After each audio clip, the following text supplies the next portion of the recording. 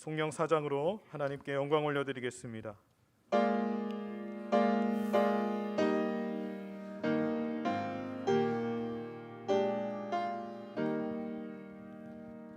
성부 성자와 성령 영원히 영광 받으옵소서. 대처로 지금까지 또 길이 영원 누금 성삼위께 영광. 아멘. 우리를 대표해서 황석찬 장로님께서 기도해 주시겠습니다.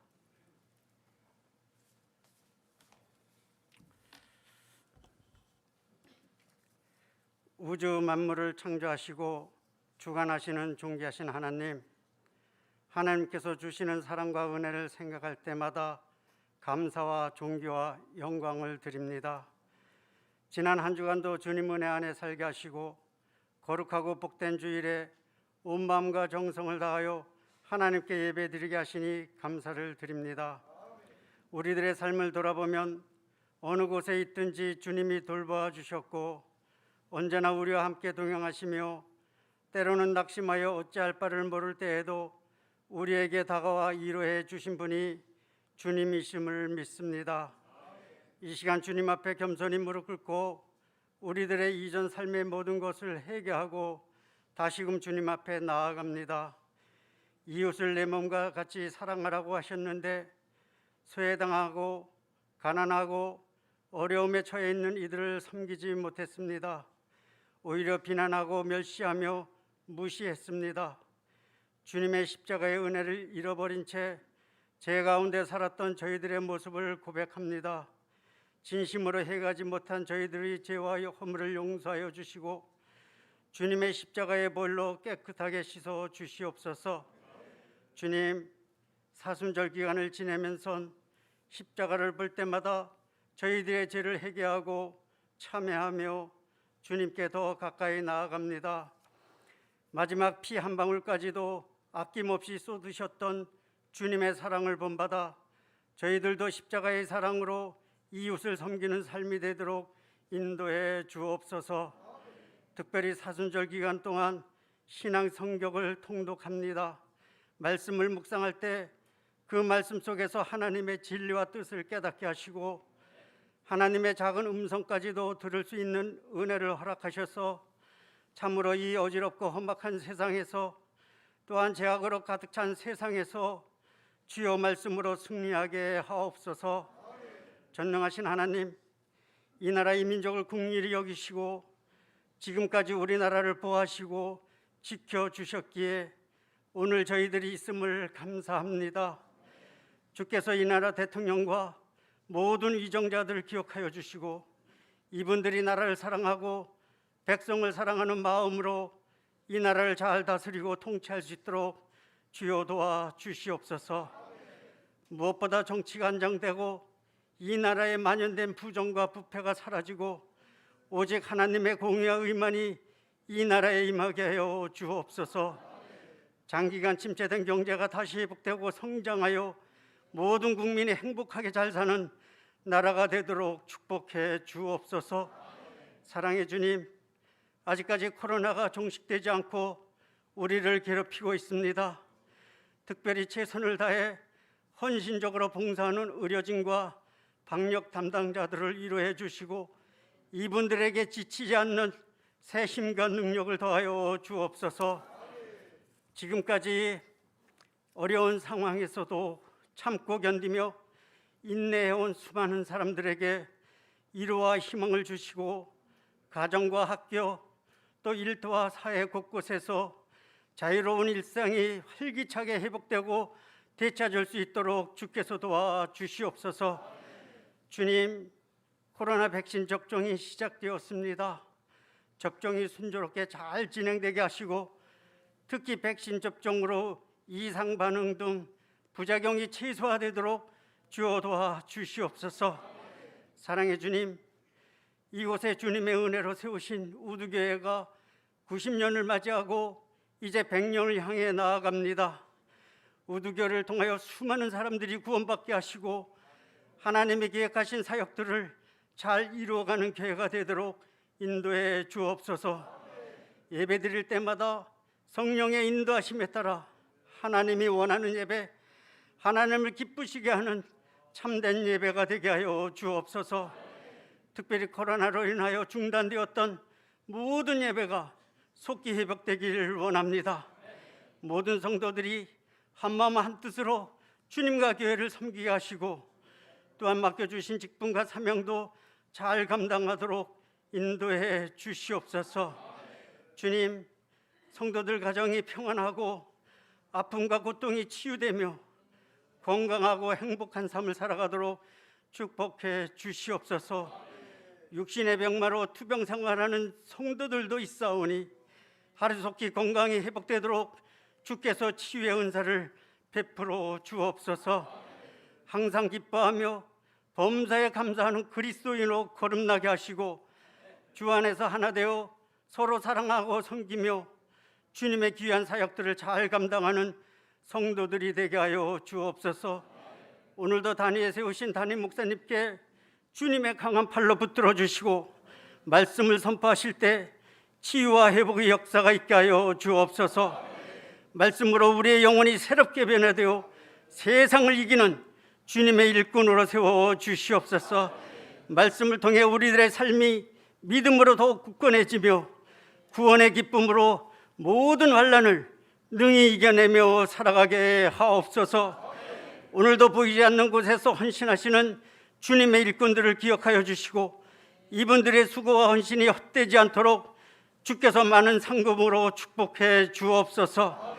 주님, 우두교의 모든 찬양대를 축복하여 주시고 지휘자, 반주자, 대원들이 끊이지 않도록 주께서 채워 주시옵소서.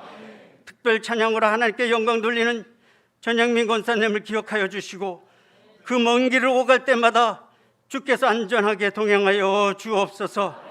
그 가정과 자녀 또 직장과 하는 모든 일들이 다 형통케 하여 주옵소서. 우리를 구원하신 예수님의 이름으로 기도하옵나이다. 아멘.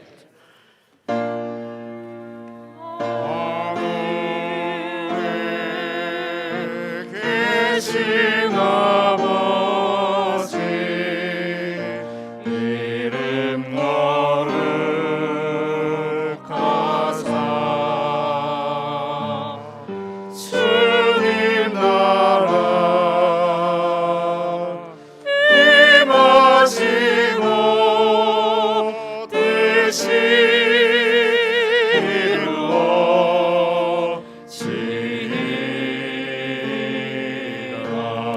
이루어지리라. 일용할 양식 주시고 우리들의 큰 죄 다 용서하옵시고 또 시험에 들게 마시고 악에서 구원하소서. 내게 주의 나라 주의 권세 주의 영광 영원히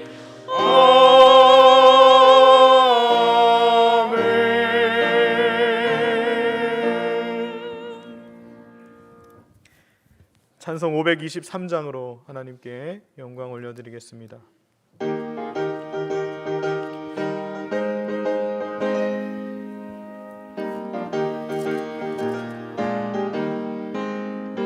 모든 죄악길에서 목자 없는 양같이 모든 사람들 찾아 헤맨다. 자비하신 하나님 독생자를 보내사 너를 지금 부르니 나오라. 이때라 이때라 주의 긍휼 받을 때가 이때라. 지금 주께 나와 겸손하게 아뢰라.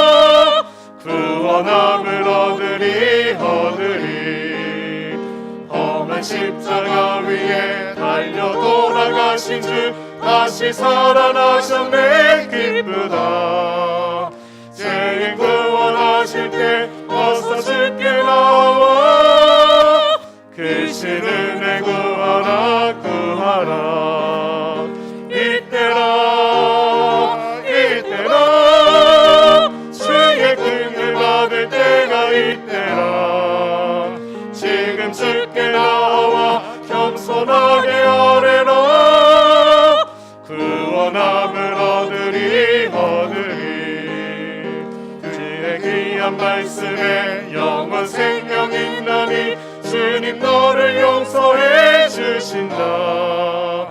주가 부르실 때에 힘과 정성 다하여 주의 은혜 받으라 받으라. 이때라 주의 긍휼 받을 때가 이때라. 지금 주께 나와 겸손하게 아뢰라. 구원함을 얻으리 세월 빨리 흐르고 세상 진급하는데 너의 영혼 오늘 밤 떠나도 주의 구원 받으면 천국에서 영원히 주와 함께 살리라 살리라. 이때라 주의 긍휼 받을 때가 이때라. 지금 주께 나와 겸손하게 아뢰라. 구원함을 얻으리.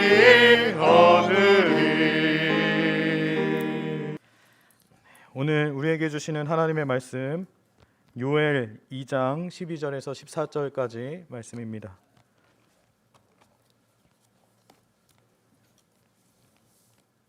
구약성경 요엘 2장 12절에서 14절까지 말씀, 제가 가지고 있는 성경 1271쪽에 있습니다. 여호와의 말씀에 너희는 이제라도 금식하고 울며 애통하고 마음을 다하여 내게로 돌아오라 하셨나니 너희는 옷을 찢지 말고 마음을 찢고 너희 하나님 여호와께로 돌아올지어다. 그는 은혜로우시며 자비로우시며 노하기를 더디하시며 인애가 크시사 뜻을 돌이켜 재앙을 내리지 아니하시나니 주께서 혹시 마음과 뜻을 돌이키시고 그 뒤에 복을 내리사 너희 하나님 여호와께 소제와 전제를 드리게 하지 아니하실는지 누가 알겠느냐. 아멘. 전영미 권사님께서 특송해 주시겠습니다. 특송 후에 담임 목사님께서 너희는 옷을 찢지 말고 마음을 찢고 여호와께 돌아오라 라는 제목으로 말씀 선포하여 주실 때 큰 은혜의 시간이 되시기를 바랍니다.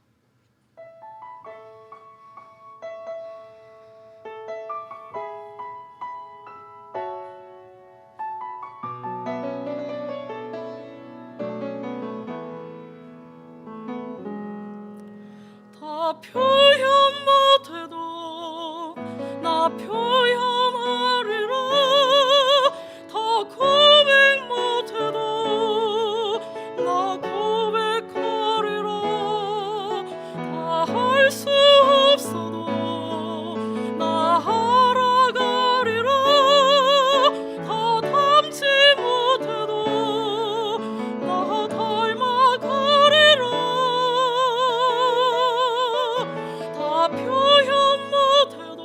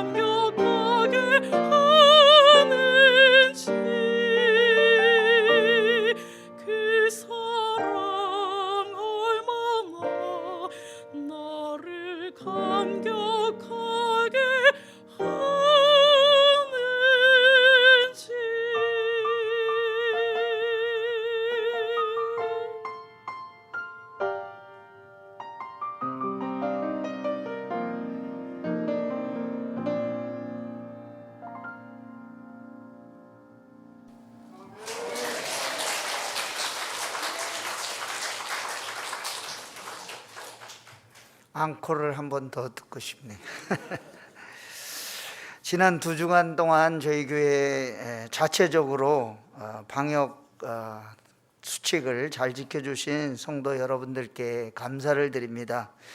저희가 앞으로도 더 코로나 방역에 힘쓰고 철저하게 관리해서 더 이상 어려움이 없도록 노력하도록 하겠습니다. 또 성도 여러분들도 이 방역에 함께 협조해 주시고 힘을 합하여 주시기 바랍니다. 천만다행으로 저희들이 마스크 잘 쓰고 그래서 더 이상 확진자가 나오지 아니하고 100% 우리 음성 판정 받게 된 것 하나님께 감사를 드립니다. 그리고 이러한 일들은 누구의 잘못도 아니고 실수도 아닙니다. 언제 어떻게 우리에게 이런 일이 일어날 수 있는지 우리는 모릅니다. 그래서 서로 허물과 실수를 사랑으로 덮어주고 더 좋은 신앙 공동체, 더 아름다운 우두교회를 만들어 갈 수 있도록 성도 여러분께서 기도해 주시기 바랍니다.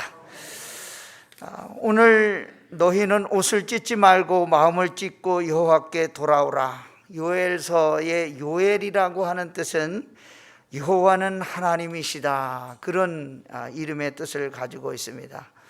요엘은 부두엘이라는 제사장의 아들이었고, 요엘서의 주제는 주의 날, 여호와의 날이라고 하는 그런 주제를 가지고 있습니다.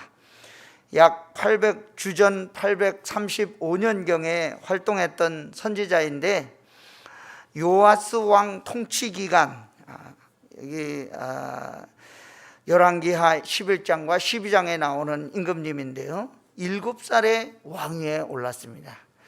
7살에 왕위에 올랐으니까 뭐 어떻게 나라를 다스릴 능력이 됩니까? 상식적으로 안 되죠.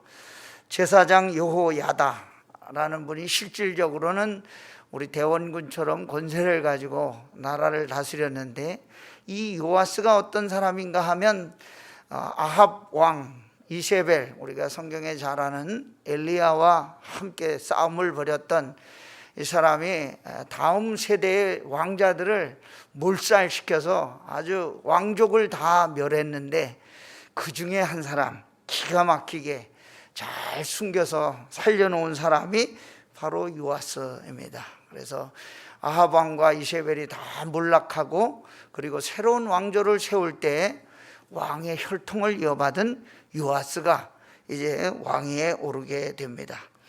그런데 그 시대에 활동했던 이 요엘 선지자, 경고도 없이 갑자기 이 유대 땅에 메뚜기 재앙이 몰아쳤습니다. 얼마나 끔찍하고 참혹했던지, 마치 하나님의 심판의 날을 맞은 것처럼 아주 끔찍한 그런 일을 만나게 되었습니다. 그래서 1장 4절에 보면 팥중이가 남긴 것을 메뚜기가 먹고, 메뚜기가 남긴 것을 느치가 먹고, 느치가 남긴 것을 황충이 먹었도다, 이렇게 말하고 있는데, 성경에 나오는 메뚜기는 우리가 생각하는 우리나라에서 볼 수 있는 작고 별로 많지도 않은 그런 메뚜기가 아닙니다.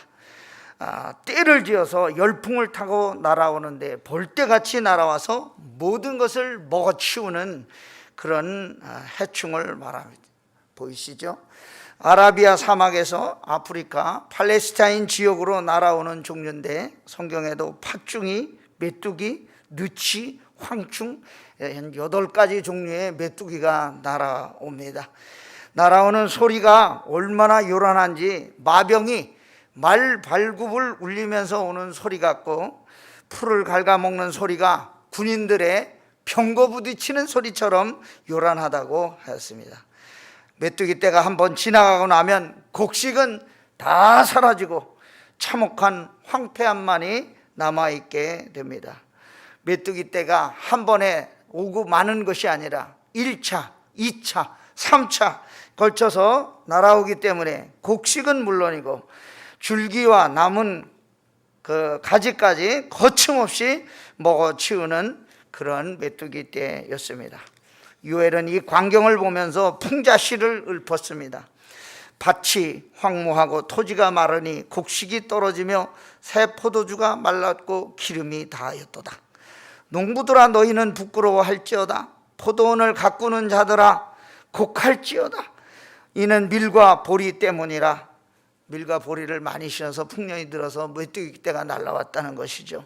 밭의 소산이 다 없어졌음이로다. 포도나무가 시들었고 무화과나무가 말랐으며 송려나무와 대추나무와, 우리나라 대추가 아니라 대추야자 열매를 말하는 것입니다. 사과나무와 밭의 모든 나무가 다 시들었으니 이러므로 사람이 즐거움이 말랐도다. 제사장들아 너희는 굵은 배로 동이고 슬피 울지어다. 제단에 수종드는 자들아 너희는 울지어다. 내 하나님께 수종드는 자들아 너희는 와서 굵은 베옷을 입고 밤이 새도록 누울지어다. 이는 소제와 전제를 너희 하나님의 성전에 드리지 못함이로다. 메뚜기 재앙이 아무리 극심할지라도 이제 앞으로 혹시 올지 모르는 주의 날, 심판의 날, 그 날이 올 것인데 그것에 비교하면 이까짓 메뚜기 재앙 아무것도 아니라는 것입니다. 요엘서는 하나님이 백성에게 다가오는 심판을 경고하고 회개를 촉구하면서 그럼에도 불구하고 구원의 날을 허락하여 주실 하나님을 바라보라, 그런 주제를 가지고 있습니다. 그래서 2장의 전체 내용은 여호와의 날을 예배하라고 하는 경고의 말씀으로 가득 차 있습니다. 우리가 이 사순절기를 보내면서 말씀을 통해서 우리에게 주시는 하나님의 음성은 무엇인지 생각해 보고자 합니다. 첫째로, 진정한 회개는 우리 마음을 다하여 하나님께 돌아오는 것을 말합니다. 국가적인 위기를 바라보면서 요엘 선지자가 말하고 싶었던 메시지가 무엇일까요? 이제라도 회개하고 돌아서라는 것입니다. 여호와의 말씀에 너희는 이제라도 금식하고 울며 애통하고 마음을 다하여 내게로 돌아오라 하셨나니, 요엘 선지자가 메뚜기 떼의 습격을 보면서 앞으로 닥쳐올 미래의 재난을 바라보았습니다. 이 나라와 민족이 메뚜기 떼보다 더 무서운 위기에 그러한 처한다고 한다면 회개하지 아니하면 하나님의 구원을 볼 수 없다고 외치고 있는 것입니다. 지금 유대 민족이 당하고 있는 이 메뚜기 재앙이 견디기 어렵고 힘든 고난인 것은 틀림이 없지만 회개하지 아니하면 더 엄청난 여호와의 날이 임하게 될 것이라, 그렇게 백성들에게 선포하고 있습니다. 그래서 금식하고 울며 애통하고 마음을 다하여 내게로 돌아오라, 그렇게 선언하고 있는 것입니다. 우리가 회개하는 것은 단순히 뉘우치는 것을 말하는 것이 아닙니다. 마음을 돌이키는 것을 말합니다. 원래 성경에는 메타노이아라고 말하는데 유턴한다는 말로 되어 있습니다. 우리가 지금까지 이렇게 걸어가던 길에서 다시 돌려서 그 길로 가지 않는 것을 말합니다.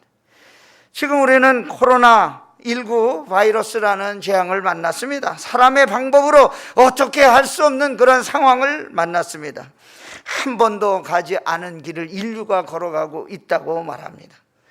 성경에 보면 국가적으로, 개인적으로 어려운 일을 만났을 때 어떻게 했을까요? 왕에서부터 백성에 이르기까지 죄를 뒤집어 쓰고 굵은 베옷을 입고 회개하였습니다.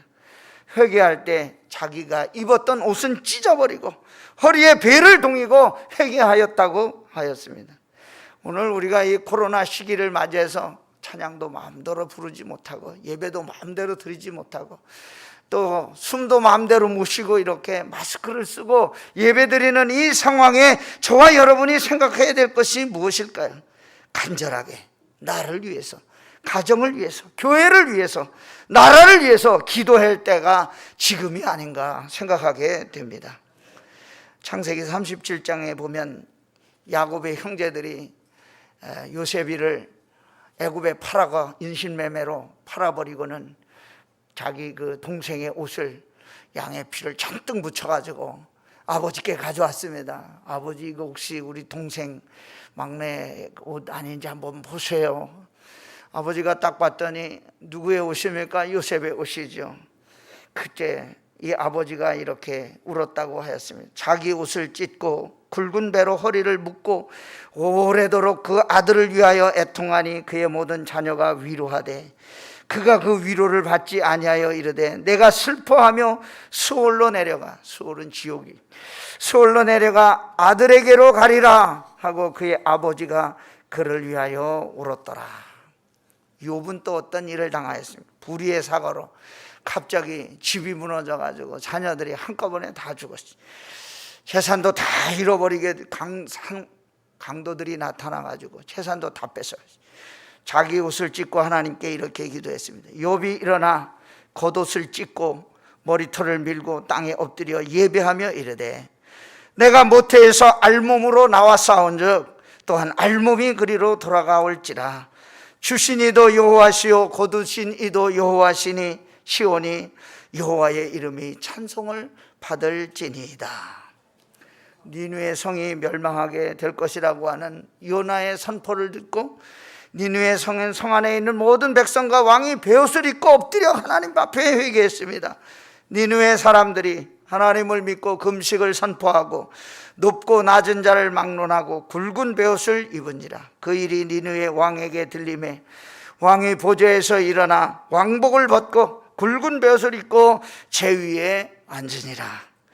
마음을 다하여 하나님께 돌아오라고 하는 것은 내 이 껍데기 잘못된 행동을 뉘우치고 용서를 구하는 것, 그것도 중요하지만 마음속의 변화를 먼저 일으키고 돌이키라는 것입니다.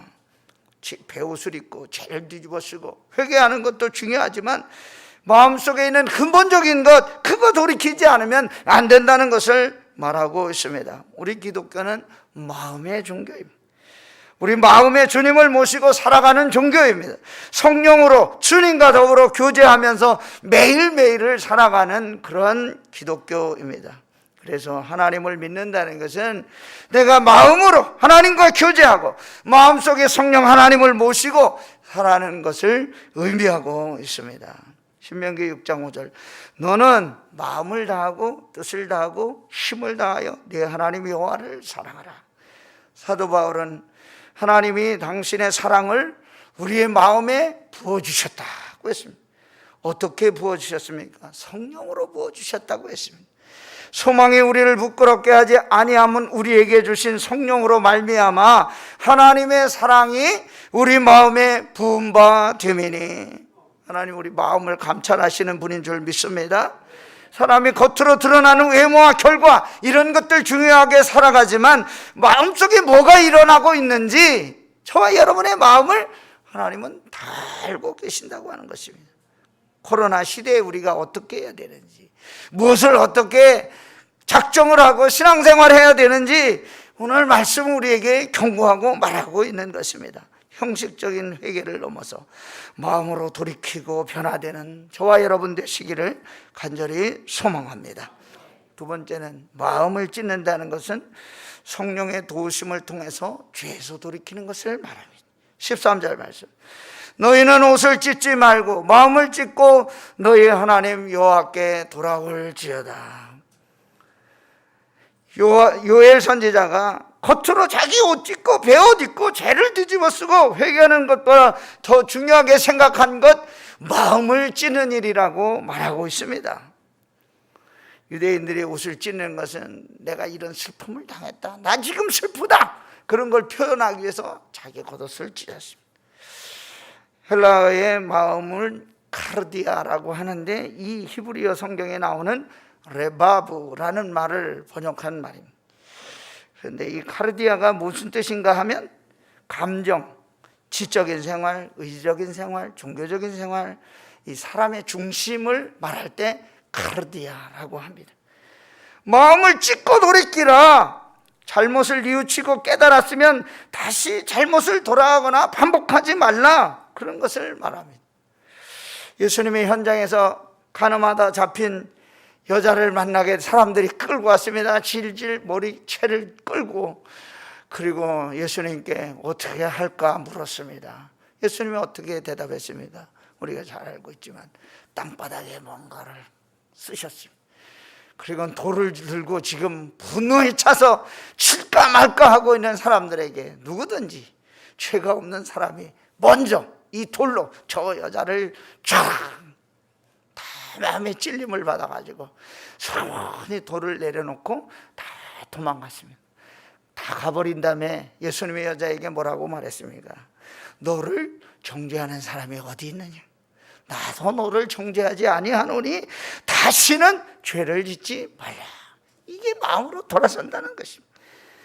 그래서 마음을 찢는 것은 아주 복잡한 과정이고 쉬운 일이 아닙니다. 자기 의지로 할 수 없는 것입니다. 우리가 중병이 들어서 수술 받아야 될 때 내가 할 수 있는 일이 있습니까? 하나도. 누구 마음입니까? 의사 선생님 마음입니다. 어디를 수술해야 되는데 동의하시죠? 사인하시죠? 그럼 어떡합니까? 사인해야지 별 수 있습니까? 사인을. 검사 받으셔야 되는데 하시겠습니까? 안 하시겠습니까? 합니까? 안 합니까? 다 사인합니다. 수술실에서 의사의 손을 통해서 환부를 제거하는 일과 같은 것이 마음을 찢는 일입니다.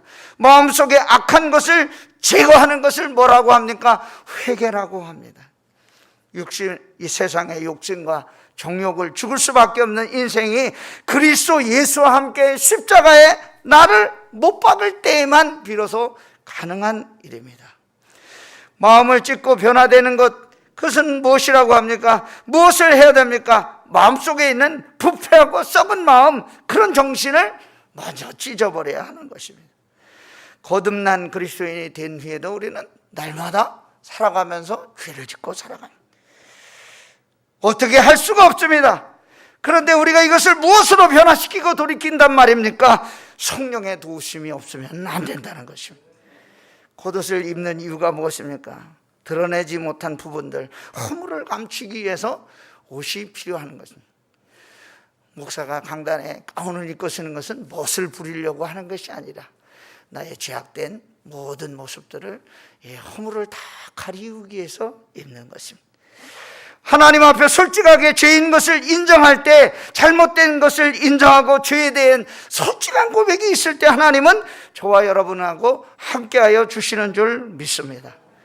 요한일서 1장 9절, 만일 우리가 우리 죄를 자백하면 그는 미쁘시고 의로우사 우리 죄를 사하시며 우리를 모든 불의에서 깨끗하게 하실 것이요. 죄인이라고 인정을 해야 깨끗하게 해주신다는 것입니다. 그래서 우리 주님 앞에 나올 때 뭐라고 이야기해야 됩니까? 주여, 부족한 죄인 용서하여 주옵소서. 간절히 기도합니다. 마음을 찢고 회개하는 성도들에게 무슨 선물을 주신다고 약속하고 있습니까? 28절, 29절 요엘서 2장. 그 후에 내가 내 영을 만민에게 부어주리니 너희 자녀들이 장래일을 말할 것이며 너희 늙은이는 꿈을 꾸며 너희 젊은이는 이상을 볼 것이며 그때 내가 또 내 영을 남종과 여종에게 부어줄 것이며, 성령을 선물로 주신다고 했습니다. 우리가 성령의 도우심을 힘입어 죄악된 세상 믿음으로 승리하는 저와 여러분 되기를 간절히 소망합니다. 세 번째, 주께로 돌아오는 사람에게 하늘로부터 주시는 평강의 복이 넘치게 하신다고 하였습니다.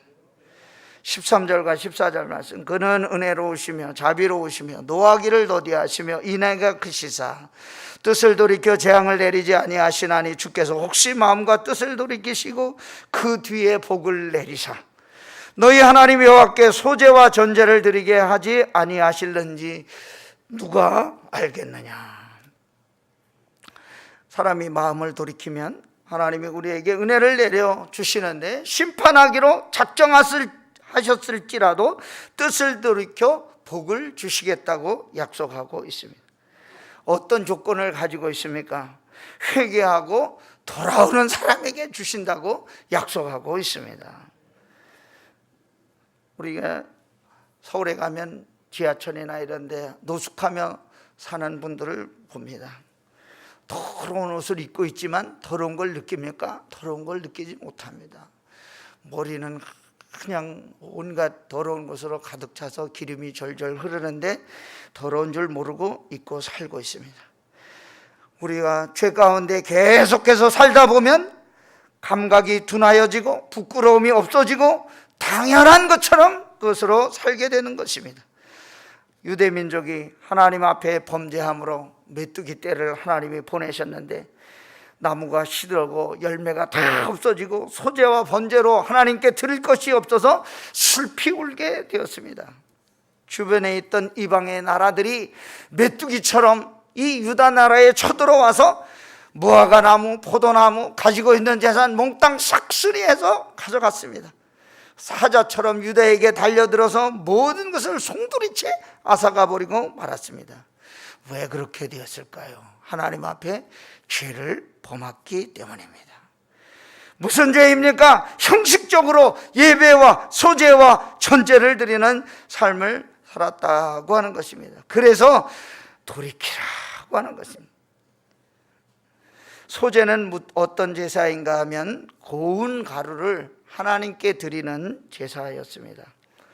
곡식을 갈아서 고운 가루를 만들려면 지금이야 방앗간도 많고 그리고 집안에 믹서기도 다 있고 해서 곡식을 넣고 스위치 한번 돌리면 금방 고운 가루가 되지만 옛날 우리 어머니 세대의 분들은 어떻게 했습니까?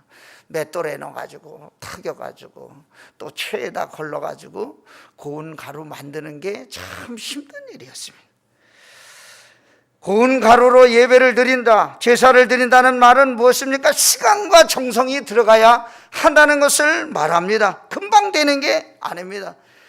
기도 생활 아무나 하는 것 같지만 그렇지 않습니다. 새벽에 나오는 일이 쉬운 일이 아닙니다. 하루 아침에 갑자기 기도 생활 할 수 있는 게 아닙니다. 꾸준하게 일평생 주님 앞에 나올 때 할 수 있는 일이 기도 생활입니다. 하나님 앞에 드리는 예배가 시간을 드리고 정성을 드리는 일인데 형식이 아니고 예식이 아닌데 우리는 이 예배를 어떻게 생각하고 있습니까? 이 소제는 자원하는 마음으로 드리는 예배가 소제였습니다. 억지로가 아니라 마음에서 우러나와 드리는 것이었습니다. 우리 하나님 앞에 드리는 예배가, 저와 여러분의 예배는 어떤 예배입니까? 억지로입니까? 아니면 은혜와 감격이 넘쳐서 드리는 예배입니까? 전제는 무엇일까요? 쏟아 부어 드리는 제사였습니다. 포도즙을 가져다 드리는 제사였는데 우리가 매달 첫 번째 주일 새벽에 성찬의 떡과 잔을 나누면서 주님 우리를 위하여 흘려주신 주님의 희생과 헌신을 기억합니다. 예배는 무엇입니까? 희생하는 거예요. 예배에 참여하고 무엇을 드리고 무릎을 꿇고 기도하고 찬양을 드리는 것, 그것도 중요하지만 예배에 있어서 가장 중요한 것은 내 마음을 드리고 상한 마음 가지고 하나님 앞에 나를 산제물로 드리는 게 그게 예배인 줄로 믿습니다. 오늘 말씀에 소제와 전제를 드리도록 해주겠다고 하는 약속이 무엇입니까? 하나님과의 관계를 회복시켜 주시겠다, 그런 뜻입니다. 그러므로 우리 예배를 통해서 끊어졌던 관계, 하나님과 나하고 끊어졌던 영적인 관계가 회복되는 축복을 경험해야 될 줄로 믿습니다. 코로나가 저와 여러분을 많은 변화를 가져오고 있습니다. 예배하는 일도 힘들게 되고 모이지도 못하게 하고 부르짖지도 못하게 하고 마음껏 찬양할 수도 없게 하고 찬양대가 벌써 중단된 지 한 달이 넘어가고 있습니다. 예배가 회복되는 게 하나님의 백성으로 인정받는 일이고 축복받는 일인 줄 믿습니다. 축복이 멀리 있는 게 아니라 회개하고 돌아오면 재앙을 돌이키시고 과거에 잃었던 것들을 갚아주신다고 하였습니다. 옷을 찢지 말고 마음을 찢고 하나님의 이 영이신 성령을 충만하게 받아서 이 코로나 시기를 믿음으로 이겨나가는 성도 여러분과 제가 되기를 주의 이름으로 간절히 축원합니다. 참 좋으신 하나님 아버지, 오늘 저희들 옷을 찢지 말고 마음을 찢으라고 하는 요엘서 2장에 있는 말씀으로 우리 자신이 돌이켜 주님 앞으로 가까이 나가기를 원합니다. 아버지, 우리가 자꾸 옛날 습관에 얽매여서 자꾸 돌아서지 못하고 또 죄를 짓고 또 죄를 짓고 그렇게 살아갑니다.